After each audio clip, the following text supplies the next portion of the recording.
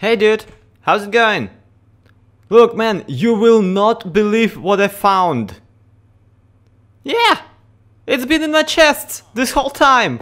You wanna go through it? Hey yo pretty people, my name is ZloYxp and welcome to another exciting episode of Minecraft Bedrock Edition. Now, I have some stuff to show you that I did off camera, so you are not gonna believe it. Because I made some progress and some actual redstone development progress. Yeah, I know, right? If the concept that I had figured out wasn't so easy to create, I would absolutely do a tutorial on it. But yeah, you're gonna see what I'm about in a second. So check this one out. This is the little nano farm that we had in the previous episode. It worked, but it didn't work too well. But now, ladies and gentlemen, I'm hoping that you are holding onto your butts and hats, because one or the other is totally gonna get blown away. So, check this out. You just pull the lever, it all starts ticking and clicking, and you just stand there harvesting the everythings. Except I don't have bone meal on me. Be right back. Okay, now that the farm is charged up and I really owe it to myself to put some actual hoppers down there, let's see it in action. And it is very necessary to do the noise, don't get me wrong. The noise that the nano farm makes itself is totally not enough to fill in the annoying noise quota. But yeah, I kid, of course. This thing works, check it out, it works absolutely reliably and absolutely amazingly. Now, once again, this is a very simple concept and I don't know if it's worth tutorialing for you. So let me know if you would love to see one or two.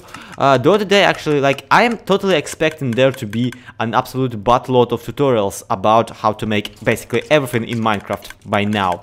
However, a couple of people in my live stream that I did yesterday did actually ask for tutorials on some stuff that I thought was pretty basic for the game. So yeah, let me know in the comments down below. I might even make a poll for it. But this thing now finally works, and like 90% of it is absolutely not necessary. So eventually we're gonna get rid of it and make a smaller and more compact one. But for now we're leaving it as it is. As it is. This is gonna be fuel for one of the next episodes. Now let's see. Can we sell all of those carrots? Well, not yet. The guy is not feeling like buying carrots today. Well, it's his emerald, so it's not up to me to tell him how to spend them. But nevertheless, he did decide to buy some pumpkins. And I just got rid of my pumpkin farm because I want to make a new one. And probably an automated one, because pumpkin farms require pistons but not sticky ones. And I can make that. I can make pistons because I have some iron on me. Yeah, I went mining. But yeah, there's one more thing that I wanted you to check out before we get into the episode itself. And yes, I am tiny bit looking for a theme for this episode right as we speak, because as you can clearly see, I'm going into this without a proper plan. But what I wanted to show you is this villager right here sells silk touch for 7 emeralds. And this guy is totally going to the villager heaven. Totally going into some kind of villager prison, so I will never lose him. He also sells thorns free, which is not exactly an enchant I'm looking forward to. It's not one I'm interested. But I also unlocked a cartographer and yoinked a woodland explorer map from him. And I also unlocked this librarian who sells fortune 2. So for now, seeing how we don't really have fortune 3 books, we can kind of keep him around, maybe rob him of his book edge later. But most importantly, he has Frostwalker and Depth Strider. So this is our boot, guys. This guy is absolutely going into the villager prison later. So that's pretty freaking epic. Some people in the comments said that I should definitely pull the babies away from this farm unless I want the villager to stop breeding, and they haven't stopped yet, not really. They stopped harvesting for now, but I assume that that's just a bug, yeah, I'll figure it out later, especially since we are gonna pull some librarians from here anyway. And now that I think about it, I do have that library section that I never walked on. And yes, I get it that my basement is not a basement at all at the moment, seeing how the rooms don't have a roof. But let's face it, it's about time I've walked on some other section rather than the dungeon. So let's do maybe that for today's episode.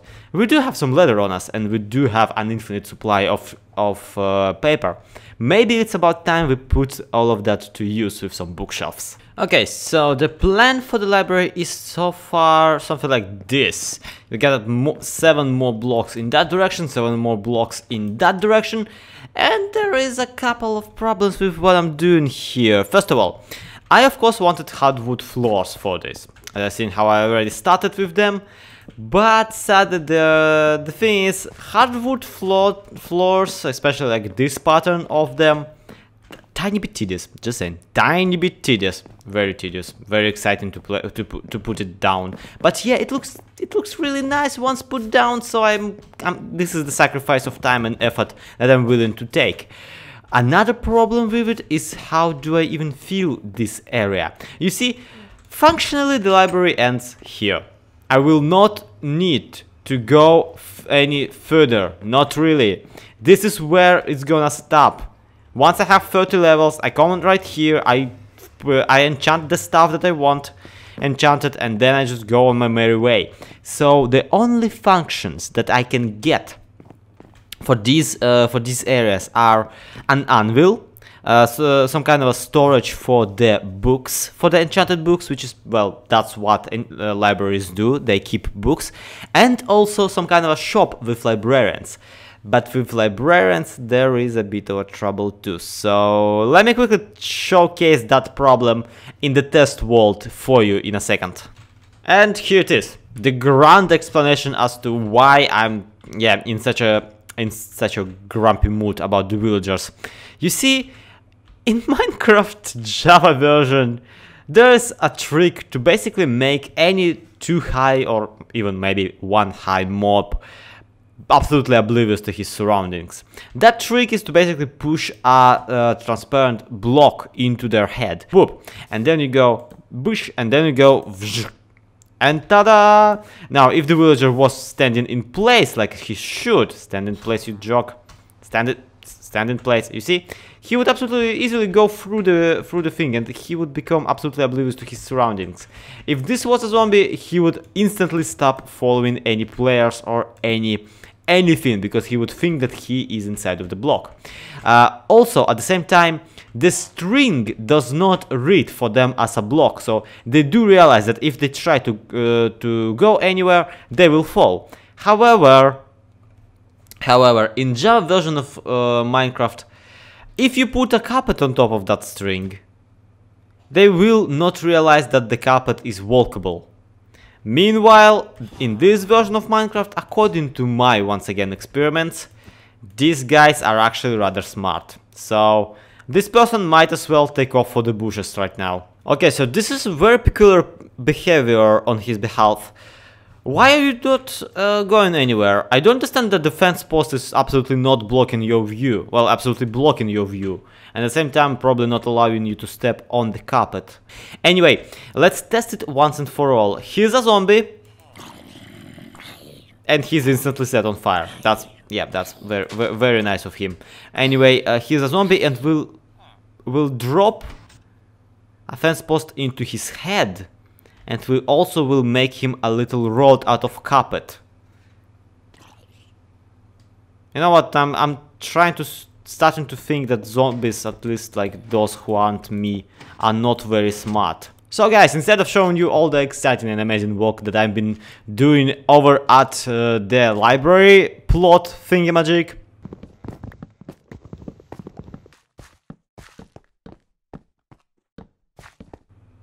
riveting. Let's take a look at something way more fun. Yeah, more villager stuff. But anyway, you know how you can actually get really overpowered end-game villagers who provide you with actual diamond tools in exchange for emeralds, and those diamond tools have like incredibly powerful enchants on them? Well, this is not the case. This guy is absolutely freaking useless. Check this out. This is a weaponsmith, and not only does he sell me a sword with smite 2 on it. Which, okay, it is still a diamond sword. If I buy 2 of them and combine them together, I can then re-enchant it for whatever you want, for whatever I want. And also, it's a diamond sword. It's a free diamond sword made out of diamonds, made out of emeralds, which I exchange for carrots. So it's basically a diamond sword out of carrots. But also, he provides me with an axe enchanted for Bane of Arthropods, Fortune 2, and Breaking 2. Which, not only is that an absolutely terrible tool, it's also like the worst weapon ever.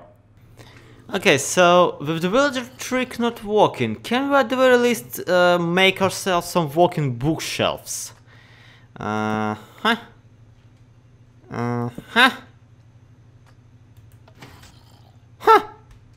Would you look at that? Actually kind of works. Not really though. Yep, and if I nudge it, it's all screwed up. Is it worth the iron? Is it worth the effort? Because to think about it, if I might not need to put this all around the rest of the library, but if I put something like that just around the center, just around the little enchantment table, it might actually end up being really useful.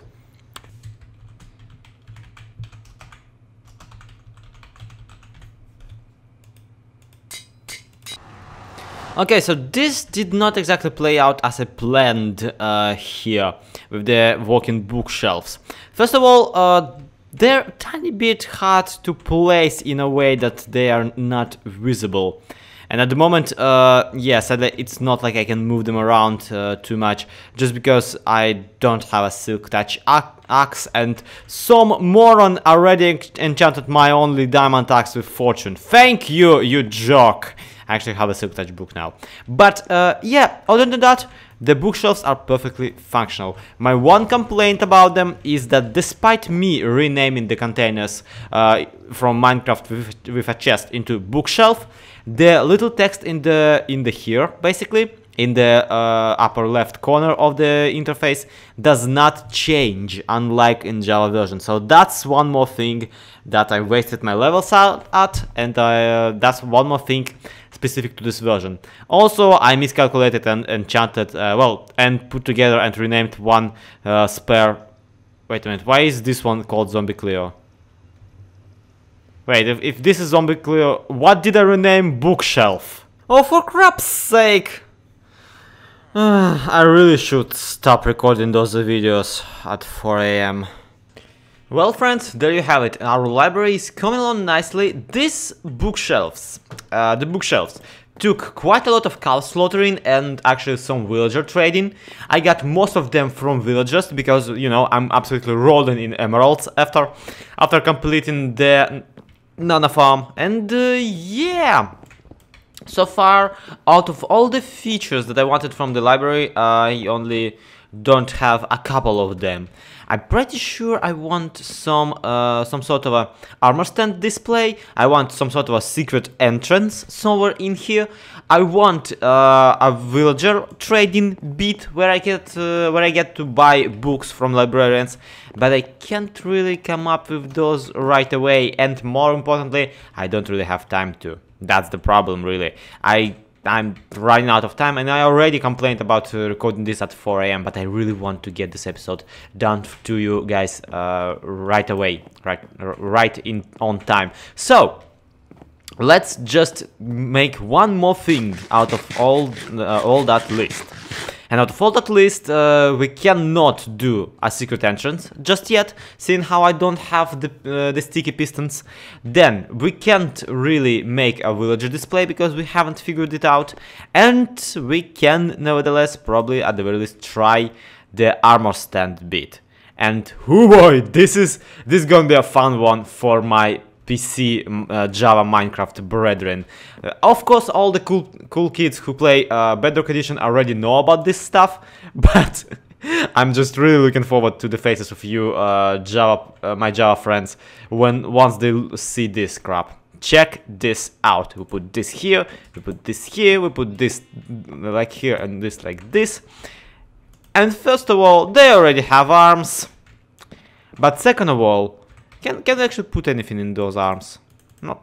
Oh, there we go. There you have it. It actually works. But after that, if we shift right click them, yep, you saw it correctly. You saw it correctly. The guys actually change poses if you right click them. It is amazing. I get my own armor stand display. I especially love this one.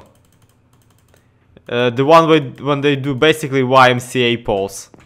The one when you can make them can for you. That's the stupidest thing ever so much. I just love it so much. It's so silly. Yeah, of course I'm not gonna leave them like this. I will probably give them some kind of a more adequate pose. Because those are supposedly the suits of armor I have on display. Those aren't supposed to be actual, you know, drawing mannequins, or not even a display for, you know, it's not a puppet show this time. We'll make a puppet show eventually. Can I get my sword back? Thank you. But for now, this is amazing, and I want all of it, and I want, yeah, I want all sorts of cool stuff for them. I will make them some armor later on, and I'm guessing that putting a jack-o'-lantern would be a tiny bit disrespectful to the armor. I'm guessing that I'll settle with just regular armor for now. I don't really have the mob heads, and it's not like mob heads are easy to obtain, but this one have broken stuff. Yeah, they can totally have them. Missing helmet though, missing helmet. I'll put it at one point or another. But anyway, guys, thank you so much for watching this episode. My name has been ZloYxp. This has been Minecraft Bedrock Edition. I hope you enjoyed this video. If you did, do the like. If you really loved it, do subscribe to the channel so you won't miss the next one. And by the next one, at the very least, we already will have the roof of this area completed. So that's gonna be fun, right? To be continued, people. Thank you so much for watching. Bye bye.